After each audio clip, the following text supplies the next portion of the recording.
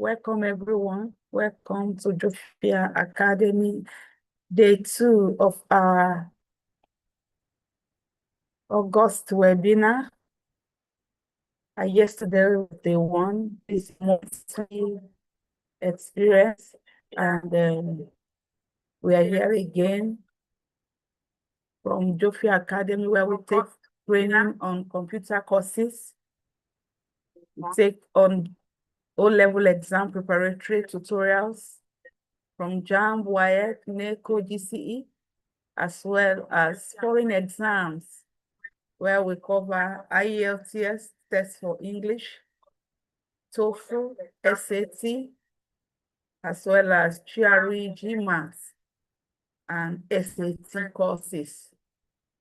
The basic program again is computer courses, where we take students from basic computer to graphics, video editing, content creator, as well as web development courses, front end, back end, UI UX. We also do as much as digital marketing. At Jofia Academy, we cover Nigerian exams, foreign exams, and computer courses, as well as help students for online registrations, NYC registration, a military course, open university courses. Right in this call, it is our monthly webinar. We're all welcome. This is day 1. Yesterday was day 2. And we can, if you missed yesterday edition, you can watch it online from the YouTube link. Thank you for joining us. The instructor tonight is our major facilitator, Mr. Victor, will be anchoring this evening teaching. Mr. Victor will be anchoring this evening teaching. We'll be taking the essentials, the basic essentials of cybersecurity. And that course started yesterday. Welcome everyone. It's a monthly program that started since January this year. And by the grace of God, this is the 8th edition. We've been able to bring down the basic courses to our normal level for everyone's assimilation. And August edition, we are taking cybersecurity. I make welcome our facilitator for tonight, Mr. Victor. Mr. Victor, okay. God bless you. Welcome. Okay, thank you so much, madam, for that overview.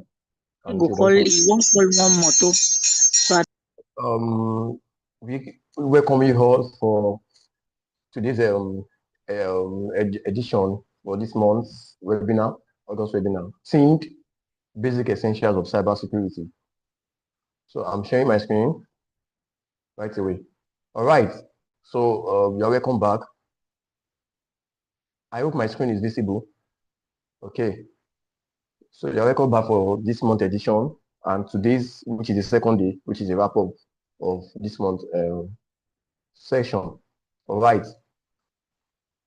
So quickly, I'm going to go over what we learned yesterday on basic essentials of cybersecurity. So, all right.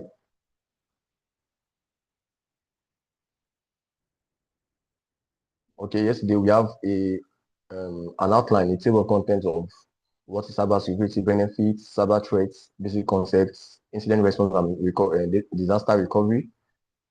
And today we'll be looking at a simpler analogy to technical aspects, and then tools and technologies related to cybersecurity. All right.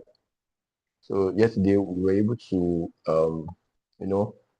explain what cybersecurity is about. We, we get to know that cybersecurity refers to the practices, technologies, and processes designed to protect digital information, computer systems, and networks from unauthorized access, use, disclosure, disruption, modification, or destruction. So that is, if you don't want your systems, your networks, or your digital assets to suffer unauthorized access or use. You don't want it to suffer disclosure. You don't want it to suffer disruption, modification, or distortion. You need to what? Incorporate cybersecurity into your processes as an individual organizations. All right. So then same yesterday we looked at essential cybersecurity practices as an individual and as an organization. So as an individual yesterday, we talked about how you can use strong password, how you can make use of MFA to always ensure that okay, you put in your OTP correctly, and you do not share anybody your OTP code. It is an undoing or a misdoing. Never share anybody your OTP code. It is a private something because with an OTP code, an hacker or untrusted persons can get into access or get misusage, abuse of your systems or networks or digital assets. So yesterday we look at several practices that an individual and organization should inculcate as regards cybersecurity. Okay, then we looked at benefits of cybersecurity. It promotes business continuity, it enhances productivity, regulatory compliance. It makes organizations be able to follow the compliance of regulatory bodies. There are several bodies that will they have to ascertain your business. They have to give you some legal requirements. If you have to deal with people's data, if you have to deal with people's finances, if you have to deal with depending on your kind of business. So when your business has to do with some sensitive data or information of users or of the public, you have to sign, you have to undergo some legal requirements and regulations. So in order for that organization to even comply, it means that cybersecurity have to be ensured and enforced in that particular organization. So, inculcating that makes you to easily comply with regulatory bodies. That's what I mean. Okay. Then we also look at information privacy. It makes your information and data confidential. All right. Then other benefits include protection against cyber attacks. You have assist remote working. So assist remote working improves data management, data safety from hackers, financial losses, then financial losses reduce, as a reduction in financial losses, or in fact, zero financial loss. So then protection of intellectual property. So then also, we have the presence of branding. It prevents unauthorized this thing. So there's trustworthiness. So users or clients, customers, tends to what trust organizations that inculcate cybersecurity a lot. So they tend to trust them the more and give them that presence of trusted branding. All right. So that same yesterday we look at cyber threats to be several malicious activities targeting data assets, and we learned that most of these threats and attack include malware, phishing, DDoS attack, insider threats, and and many more. So we have several of them that we talked about last year, last which is yesterday section rather. So we have them to be ransomware. We have denial of service. All of this was explained yesterday. So we can do it to watch that again. You can watch the replay on YouTube. Just type Geoffia Academy webinar. Search for that on YouTube. It's going to give you the list of the webinars that we have been doing for months back, right till now. Okay. So yesterday, several cyber threats were also explained. We have malware attack, phishing attack, man in the middle attack, password attack. We have SQL injection attack. We have several of them was explained yesterday. All right.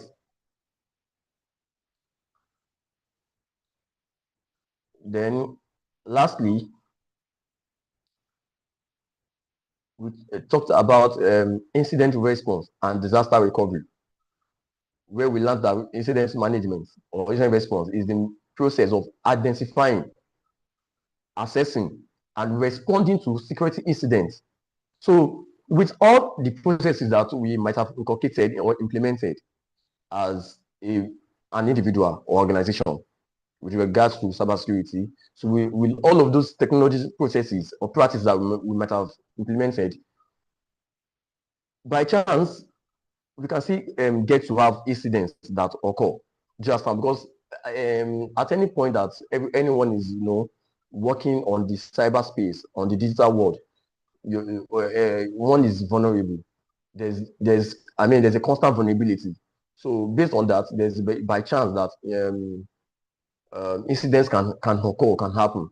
But incident management, which is one of the core, one of the essential, in fact, the basic essential of cybersecurity, is telling us that with their technicalities or strategies in identifying and assessing, and in fact responding to those incidents such as in data breaches, malware outbreaks, or unauthorized access to um, data or systems.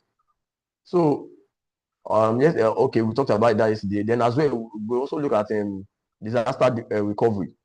We said is a tactical component of business continuity that focuses especially on restoring IT systems and data after a disaster.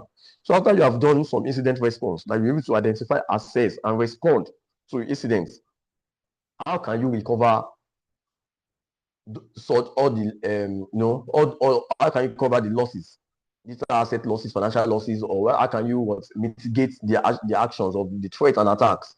So that is all what disaster recovery is about, in order to ensure that there's business continuity. I don't know if you are getting that now. Okay, we have business continuity is a comprehensive strategic approach to maintaining critical business functions during a disruption. All right. So all of that were thoroughly explained I at yesterday session. All right. So we have several processes under incident response and management. We have the detection, we have reporting, classification, containment, eradication, recovery, and review. So we have all these processes yesterday. So you can do it to watch the video sessions to educate yourself, to get yourself ahead, above and beyond. So and we have several packages for, as Madam has said, you have several packages for our tech courses. You can do it to enroll. The much you are seeing on our webinar monthly is just like tip of an iceberg. It's just I won't even say it's a piece of cake, but it's just if you want a full package, and we have 3 month courses, we have 6 month courses, so you can reach out to us, our social media links or websites, and then our you get to see our mobile lines over there to reach out and enroll so our courses. And at the end of the course duration, trust me, it's a massive dive into the tech world. We make ready from zero skill knowledge to ready-made job industry standard. All right. So progress.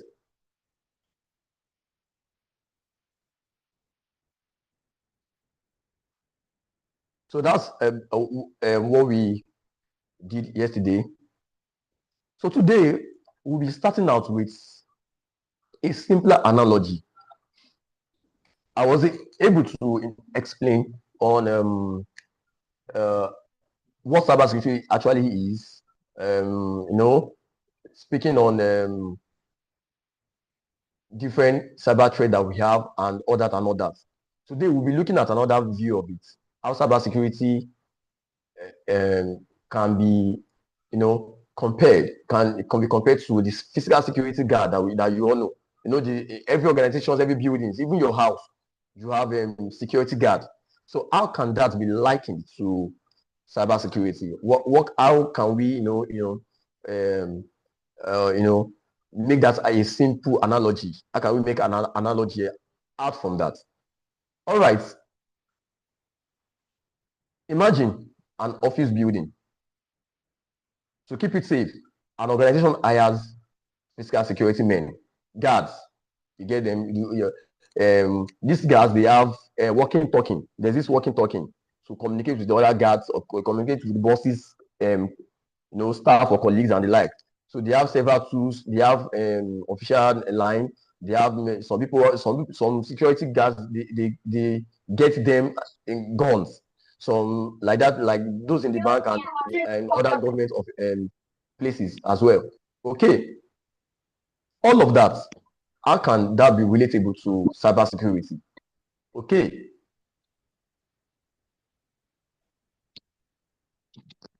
the first on the list here is what we call access control.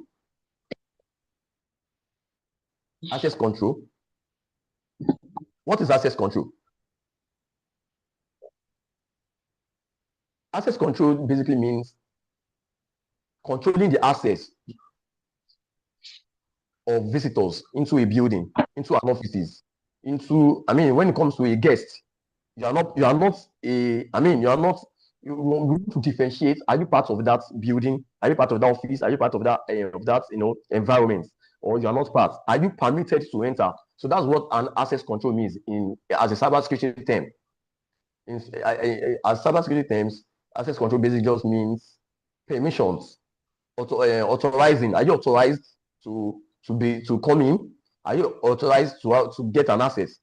So basically, we know that physical security guards, they check our ID cards at the gate. You want to enter into an office organization. If the office is using an ID card, they will check that okay, is a staff coming. You are not a staff, go out. Or you are a visitor. Do you have visitor's ID? Do you have a passcode? A lot of estates they use passcode now.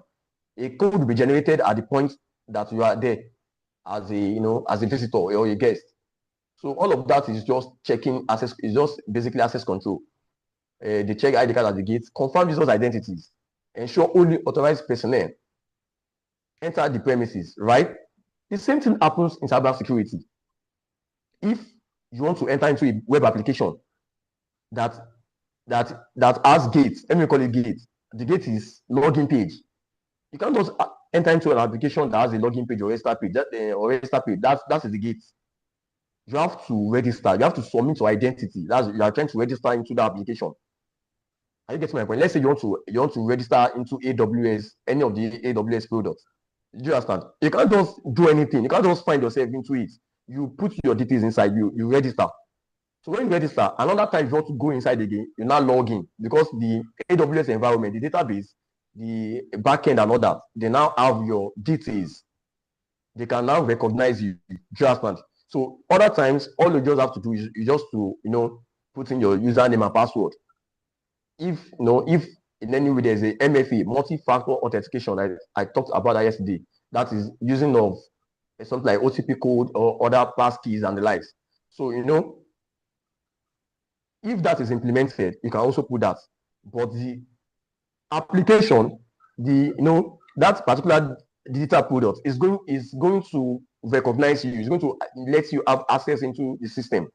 Okay, that is what we just call basically authentication and authorization. Authentication then means that you are authenticated. You can be permitted to have access into the software, into the application. Authorization is just about what you are authorized to do.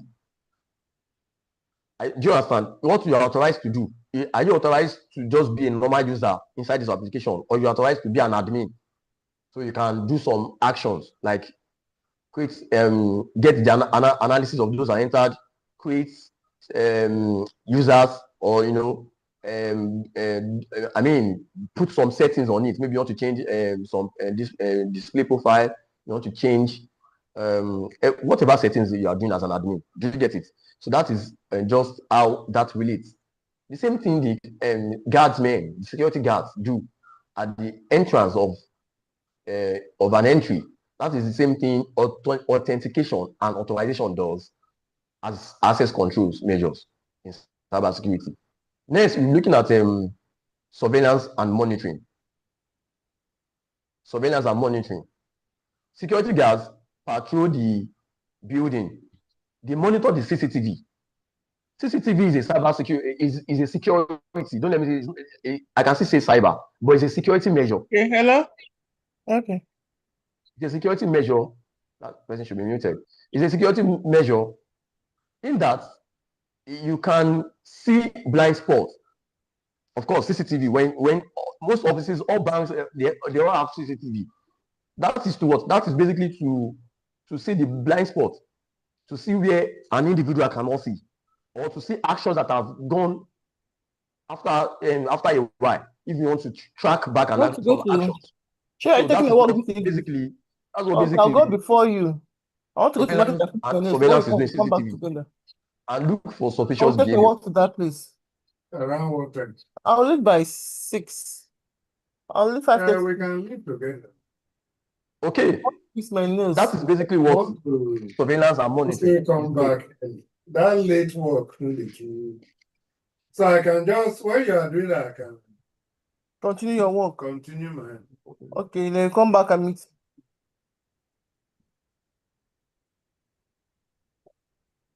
Right.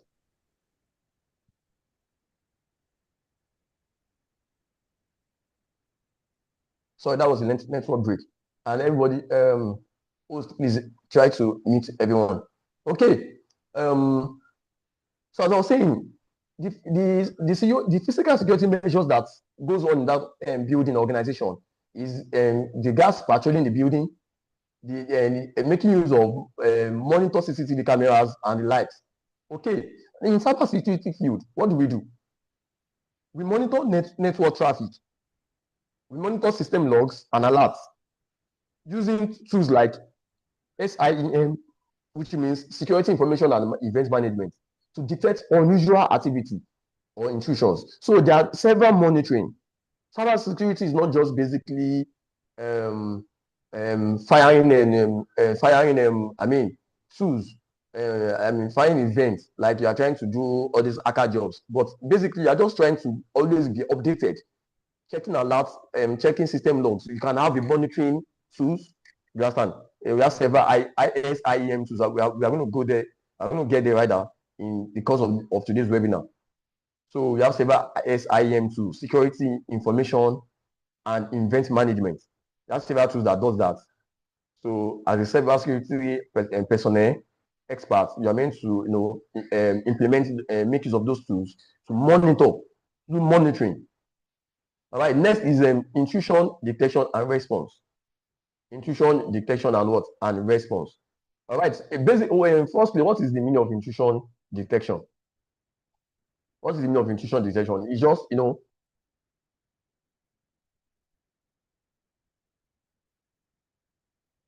okay, let me use this to explain. If someone tries to break into a building, the guards raise an alarm, confront the intruder, and possibly hand them over to the police or to the legal personnel. All right, that is why we call it intrusion detection and response. What you are basically doing is you are trying to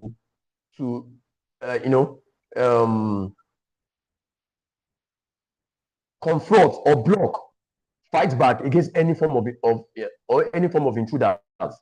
So cybersecurity professionals also do that. They make use of IDS, intrusion detection systems, and firewalls. We are working with network security. There's what we call firewalls. We are working with cloud-based environments. We have firewalls to detect attacks.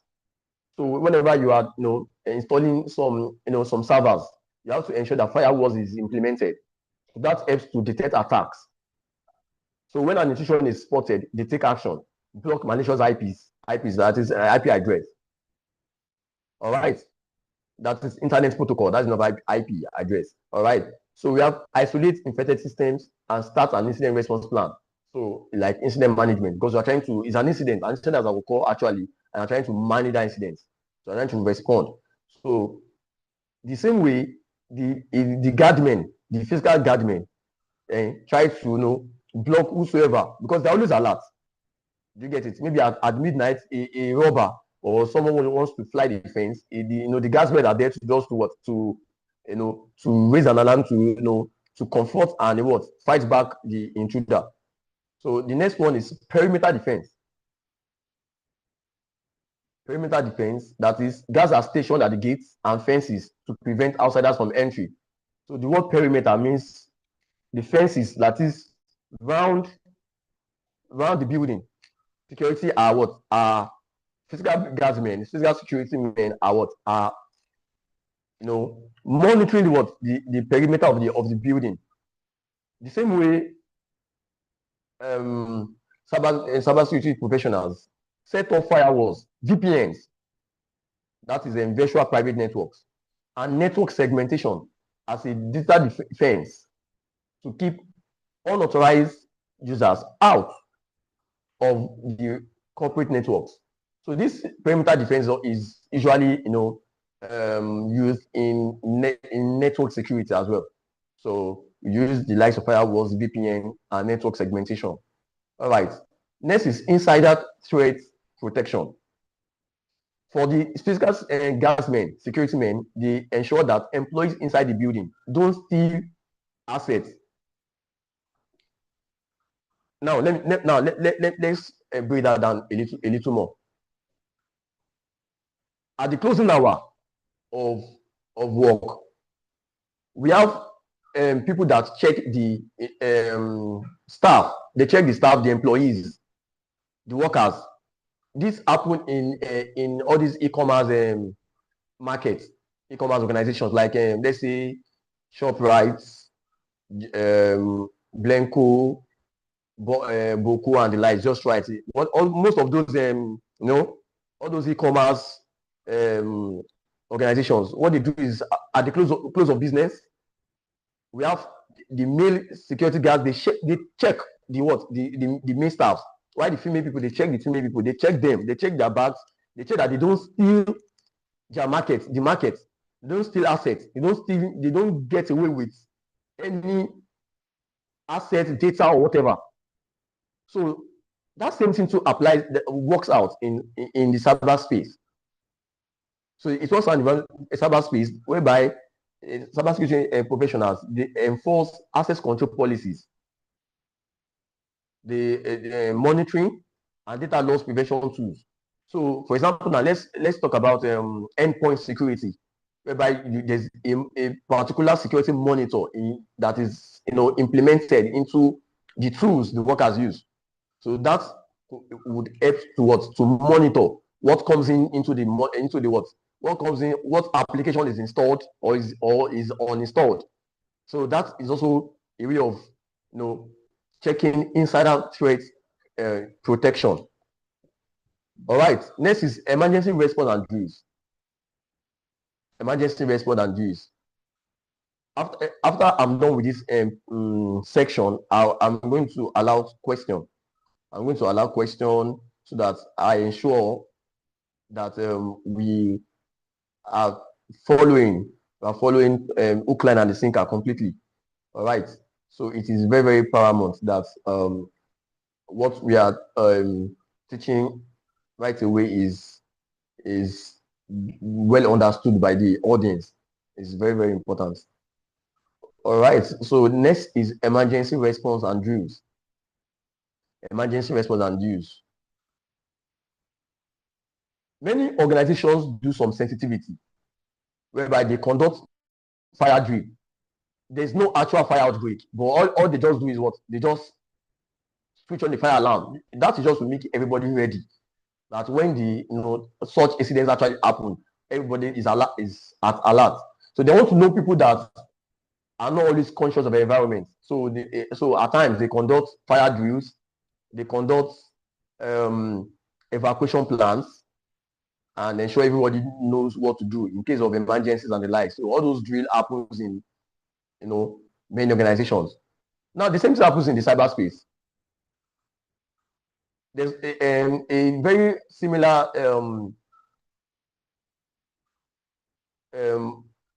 entity to that is incident response simulations. Very similar one to that, incident response simulations. That's when you just set up an attack that is just done internally, just to see how people respond to it, just to see that, oh, the person, a particular employee, some particular employees don't even care even if there's an attack, or want to know those that even care. So just do an internal simulation on ensuring incident response and management. Okay, then penetration testing. Internally, the cybersecurity department just send fake email to the employees to see how they can escalate that. I noticed this, or things like that. So it's always important that there are several emergency response drills that are implemented in an organization at all times. Then as well as disaster recovery drills. Next is guarding sensitive areas. Apart from the entrance, extra guards are posted near vaults. Okay, let me explain that.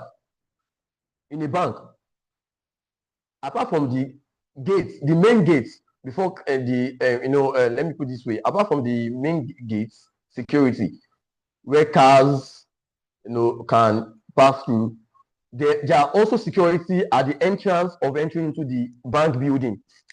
Those are open doors. Those are ensure that you don't carry load inside. Maybe you have to lock your loads at those boxes, or all that and all that. There are some security inside the building as well. Those that ensure that you didn't just enter into the bank and you are just watching. You come doing nothing. I don't know if you get that. And there are some other security as well that are closer to the vault where money are kept, or server rooms, executive offices.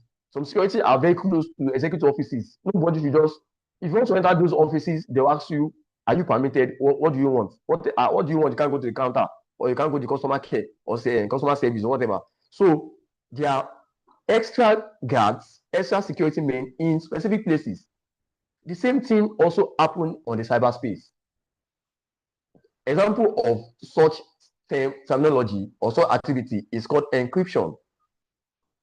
Fine, you have used a strong password. We have ensured that we've done authentication and authorization. At the same time, we are going to do what we call encryption.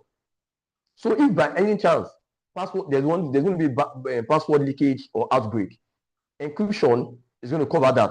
It's going to mask out whatever password the person is using before a third party can get access into it. But another one as well is privileged access management. And stricter controls. There's authorization. So if at all you enter into the system, you are entering as a user. You can never enter as an admin. So like that. So all those privileged access management and the likes are similar to the way you have extra guards in a lot of organizations like that. Next one is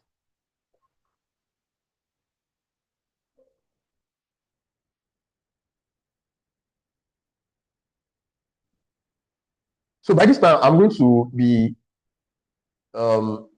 expecting questions. If anyone have questions, you can put your question on the chat box. It's very, very important to ensure that you are following, even if it's definitely it's a free program, but we actually want the value to be substantial. So we want it to also be an interactive section. So as the case may be, you can put down your question or contributions. If you have other areas you feel like, okay, I should throw some light into, you can do that at the chat box. All right. The next is background checks and awareness. Security guards, what did they do? Before hiring new staff, HR, especially security men, because most organizations leave security people to sleep in the organization overnight or to secure overnight. So before hiring some specific staff, a lot of organizations, in fact, almost organizations should do that. They run background check. You know what that means? They have to say that, oh, security might not be a very, in fact, it's a very important person in an organization. We need to even ascertain that. But then maybe like, okay, how much are they receiving? Most of the time, security men receive like lower compared to other positions in an organization. But then you have to verify, you have to validate that, oh, this person, where does he stay? Where are the family members? He has to bring 3 guarantors, he has to bring 3 next of kin, 3 emergency persons, like that, and like that. So the thing is, background checks is very, very important to to positions like security. So the same way it's happening on cyberspace. So you have to also do some background check. One of the background check you have to do an awareness is to train employees on phishing. You train employees on password hygiene. How to use strong passwords, how to make use of MFA, how to have safe browsing habits, how to browse, how to ensure that you have safe online hygiene. So you have to ensure that your employees are fully educated and have proper awareness about all of these things. So it is more like a background check and awareness. So that is, and in fact, background check also happen to cybersecurity professionals. To hire a cybersecurity person that you're going to give is going to have the access to your system, your environment. You have to ensure that there's a proper background check, because we have the aspect called insider threat. That's number 5 on the list, insider threat protection. So so that you don't go give you don't give robbers your load to keep. Let me put it that way. So we need to take note of that. Then second to the last year, we have law enforcement coordination. Security guards, what do they do? If a crime happens, the guardsmen, they cooperate with the police. They have to work in hand with the police immediately. Anything happens inside the bank, what happens? The security men or the management and the likes, they immediately reach out to the police, law enforcers, and they come to the bank to pick, you understand, to arrest the culprit. So the same way that whatever happens in the cyberspace, that you get to get an attacker, so you can always work hand in hand with law enforcement bodies. You have the law enforcement bodies related to data protection and security, you understand, and even the police and people that they are they are in charge of cyber crimes, cyber criminals.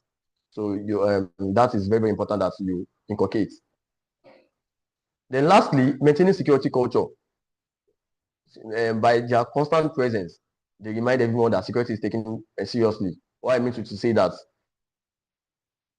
the same way your security guards in your building, in your organizations, or wherever are always present, what you can do is you can do a shift work. Maybe somebody is going to be there from 6 in the morning to 6 in the evening. Another security people will change. They will be there from that evening to the next day. Whatever shift calculation is happening, or maybe somebody is doing 24 hours, another person is doing the next day. What is constant is security guards are always on ground at every minute, seconds, and hour. So the same thing should happen on the cyberspace. All your tools and technology should be active at all moments.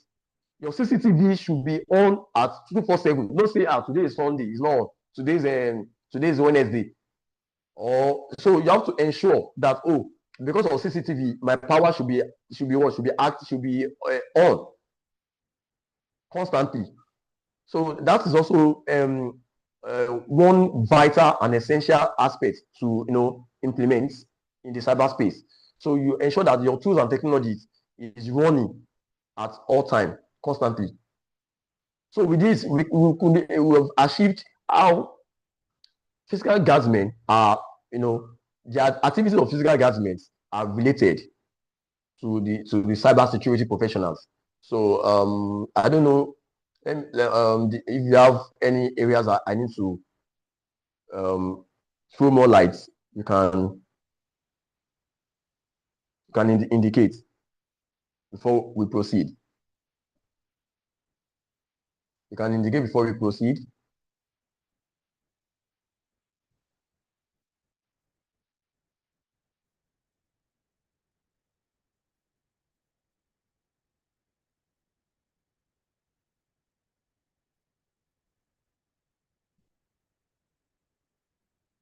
Okay, I think there is no question or contribution on the chat box here.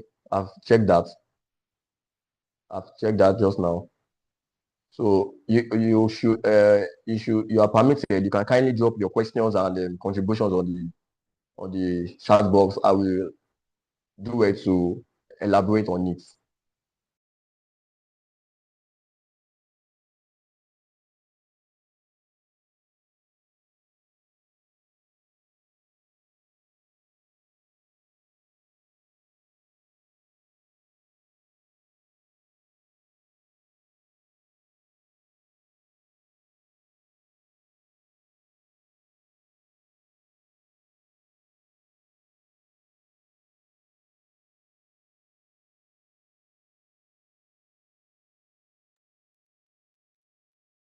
All right, I believe that we are definitely following well with what the instructor has been teaching. All right, that's fantastic. So we can make progress.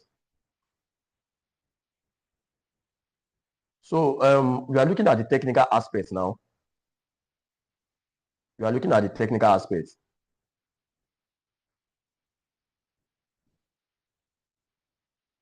So in the technical aspect of cybersecurity, what do we have?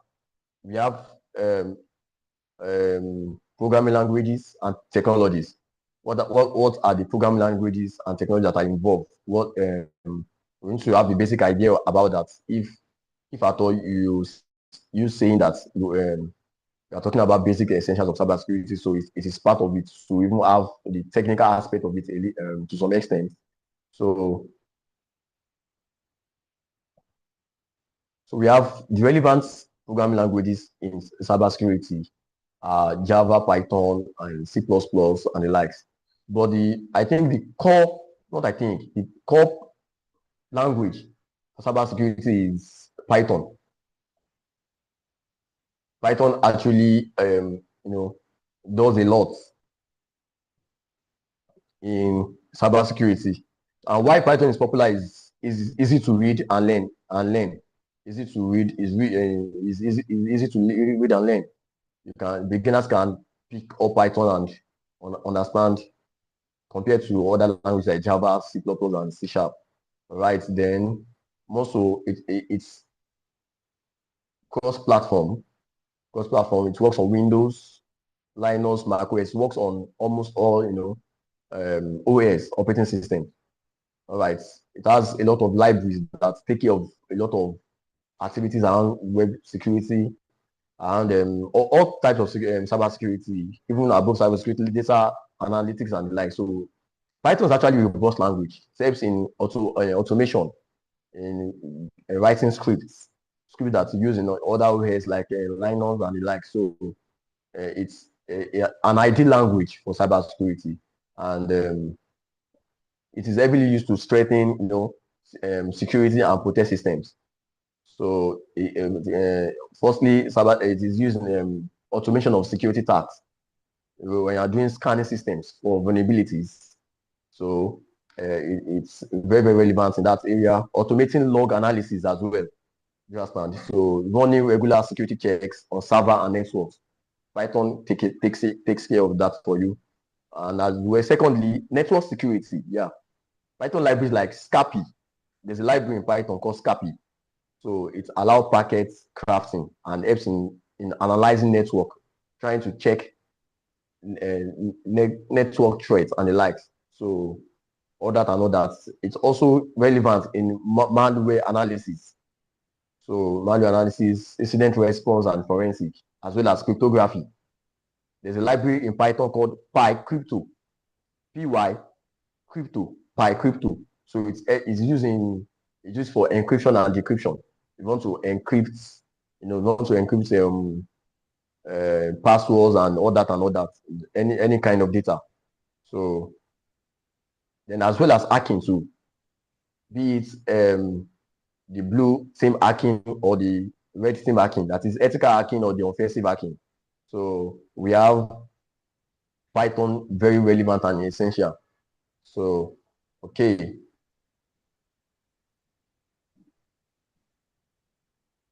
So it's actually the what? It's actually the most relevant, the most pronounced programming language in the aspect of cybersecurity, so to say. Other languages like JavaScript, TypeScript, Java, C++ are also relevant. But Python, I think, to a large extent, does the most. Okay.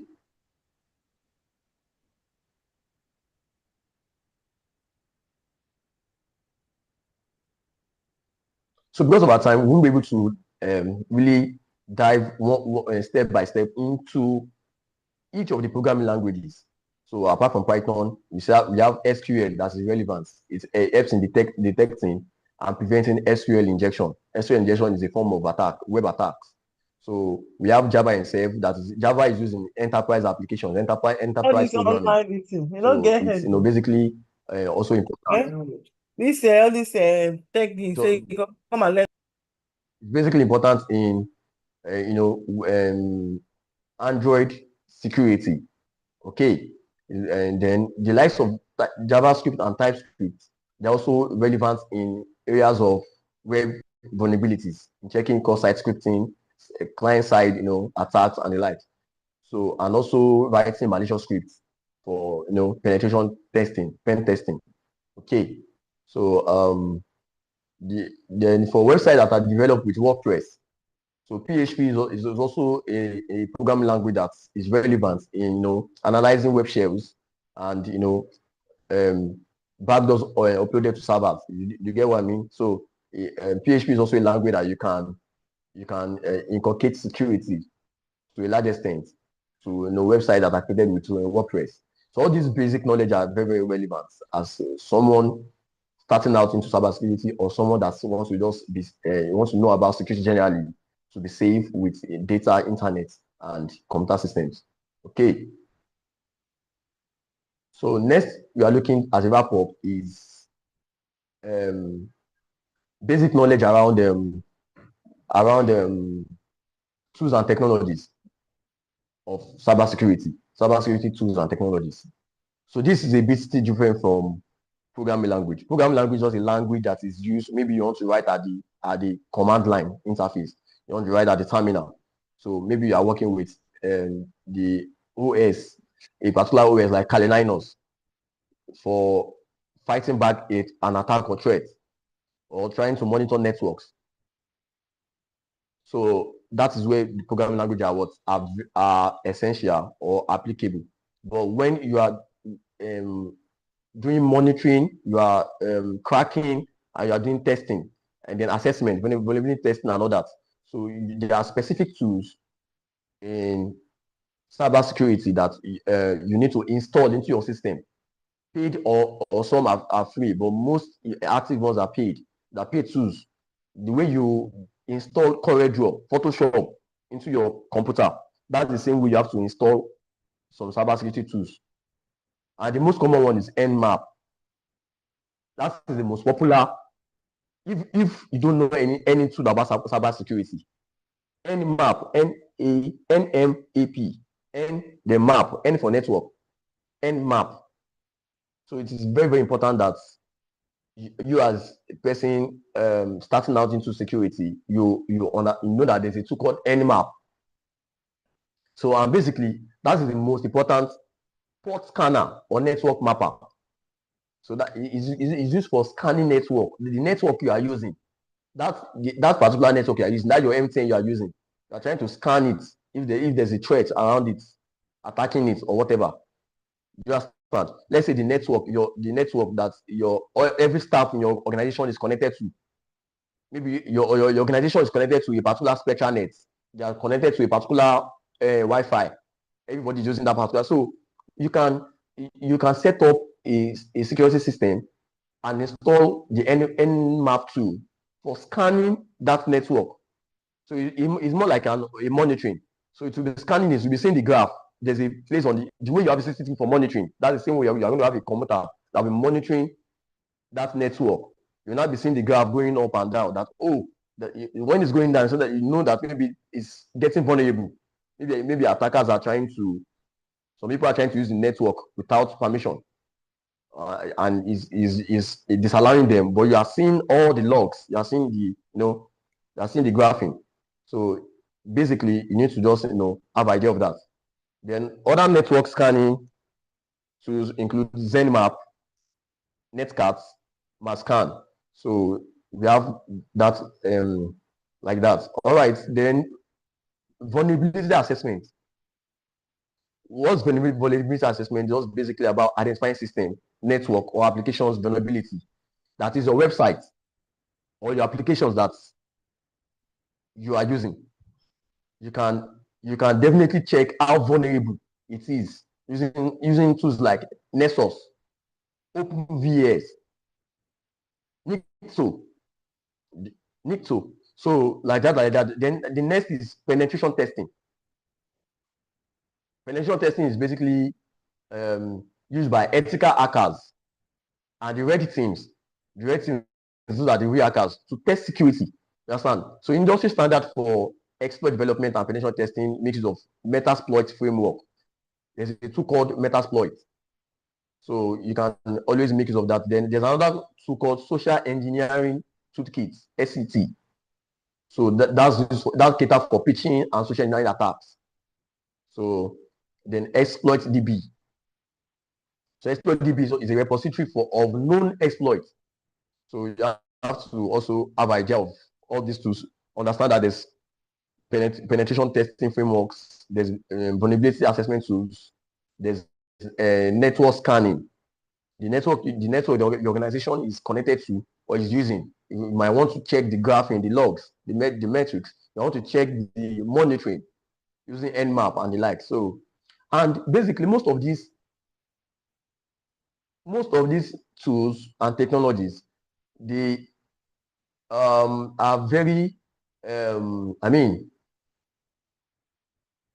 they make use of Linux. They work well. Let me put that way. They work well with Linux.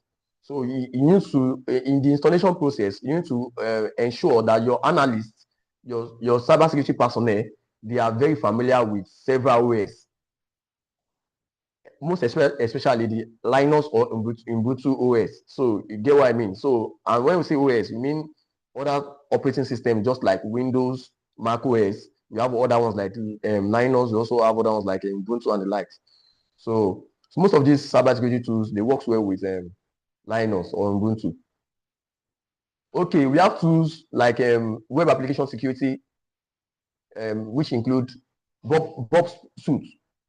Bob Suite, that's the web vulnerability scanner. If you want to check the vulnerability of the website or web application, you make use of Bob Suite. Bob Suite, you just type in Bob Suite, you can see the way to to install it.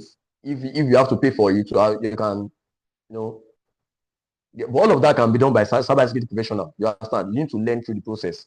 So of course, you can always enroll in 3 months, 6 months. We have 3-month programs, 6-month programs, and more.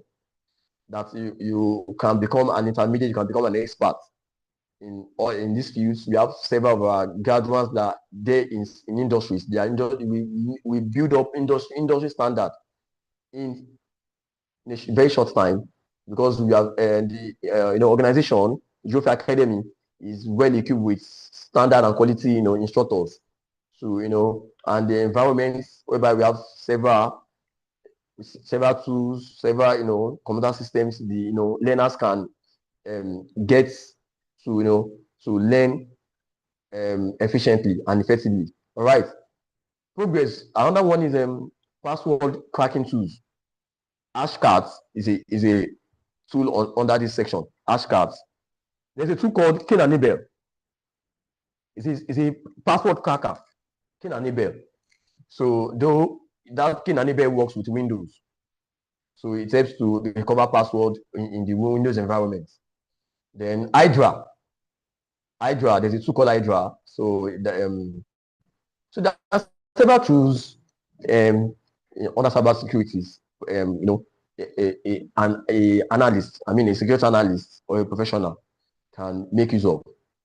So all of that is just what you can you learn through after you learn the essential basics, your authorization, your authentication. You learn about cyber threat itself, various cyber threat and attacks, phishing, malware, ransomware, hardware that's advertisements, advertisement attack, ransomware, spyware. So a lot of them like that. Man in the middle attack, DDoS attack, and many more. So after you learn all of the cyber attacks and the threats, going into incident management, you go over into disaster recovery. Then lastly, you also look into the business continuity. What are the strategies and practices to ensure that business continues even when incidents occur? All right. So then from there you can go now dive into the technical aspects, whereby I mean learn core programming language Python and one other more programming language that can cater for the web though. So because for Python, Python may not be able to help you do a lot around the web environment. So all right, so you can get to so all of these bases are just there for you to have idea and for you to have the fundamental knowledge around it. So from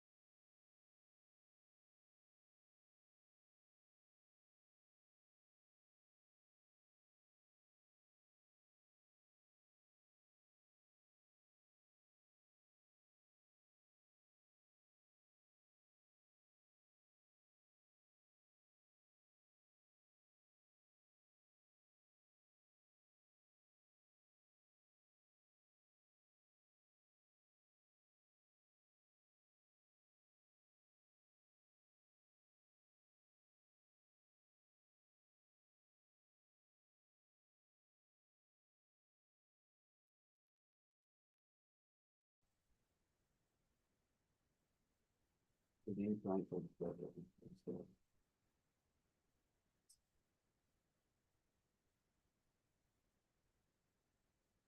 think we just rounded up the program, but it cut us off because of network issues.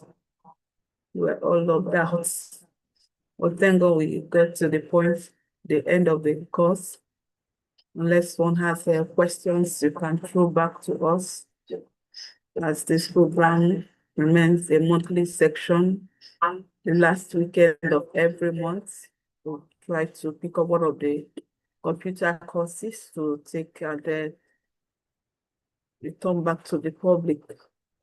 Thank you so much for joining us. It's the cheers those that are still here this moment. Thank you. We really appreciate.